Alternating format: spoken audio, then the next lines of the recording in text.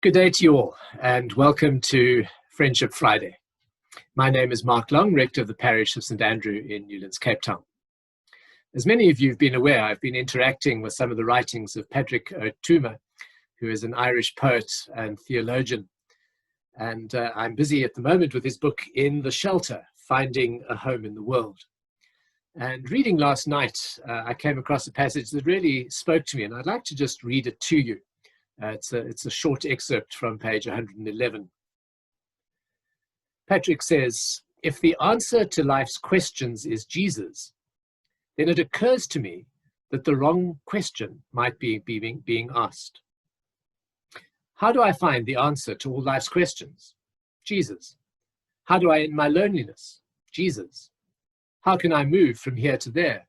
Jesus." "Hello," says Patrick, "to the wrong question." He goes on to say, "I don't know. It may be that Jesus can help, but as a companion to courage, not as a chapter ending." I don't know what your faith journey has been over the years, but in my teenage years, our family was very involved in a Pentecostal church. And it was balanced a little perhaps by the fact that I was at an Anglican church school, part of the choir, and so quite involved in Anglican worship at the same time. It was probably a good time in my life in terms of spirituality, a relatively narrow perspective on how God works in our world and what is required of us. And I guess at an age where one was beginning to ask questions, it was good to know where the narrow road lay. As I have grown up, I have moved from that particular place.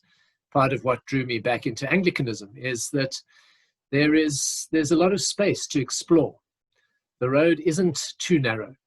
If anything, perhaps at times it may be too wide. But there's room to explore the shadows in our Anglican faith.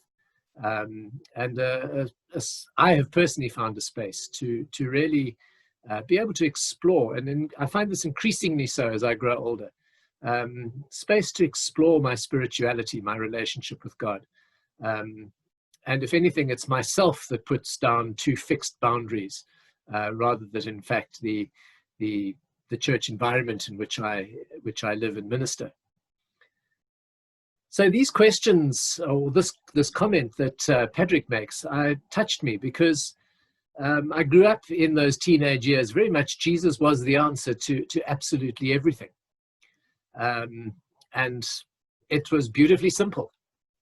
But actually, as I've grown up, as some of the more complexities of life have encompassed me, so just that answer, Jesus, hasn't always been sufficient. And having realized that, of course, exploring beyond that, but not really knowing at the same time exactly where perhaps that answer, Jesus, fits in today. And so I really find Patrick's comment hugely helpful when he says that it may be that Jesus can help. And I find that hugely gratifying because I think God through Jesus can help very, very, very deeply and very fully. But it's Patrick's comment beyond that where he says, as a companion to courage, not as a chapter ending. And one of the things that I think the pandemic has particularly highlighted for me with the new context and all the uncertainty that it holds is that I deeply need a companion to courage. And in fact, God in Jesus is that. And as I read through the Gospels in particular, I recognize that I'm feeling that awareness, that companionship of God beside me. Part of the daily prayers that I've been using from Patrick Ó Tuama's book, Daily Prayers, has a prayer for courage, which he encourages us to use morning, noon, and night as a kind of addendum to one's morning and midday and evening prayer, highlighting the importance of courage and the importance of allowing God to be the one that really helps sustain us in a courageous approach to life. So I don't know where you are, particularly in your relationship with God. specifically where Jesus fits into your wider understanding of your faith journey. But clearly, Jesus has played a very critical role right from the early beginnings of the church and for the people of God as the church has developed over the millennia. And there is a beauty in simplicity, but too often simplicity can become simplistic. It's good to be childlike, perhaps, in our faith, but when we become childish, again, it's problematic.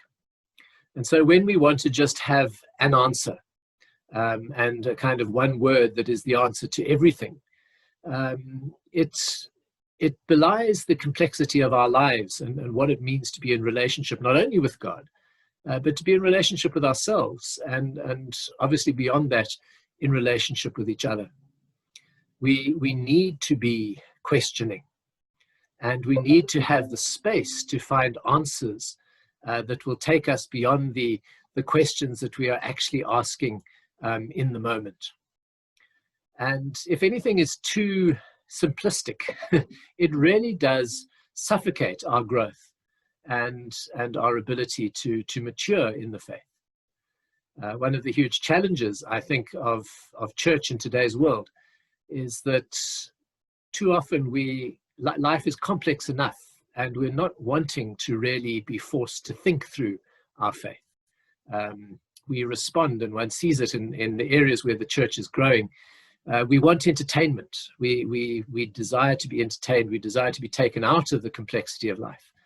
And for me, too often, our worship, even in our Anglican context, is more of entertainment value than of a really deep nurturing of the faith that we have in God and in Jesus Christ and all that God is doing and has done and continues to do in us and continues to work through us going forward.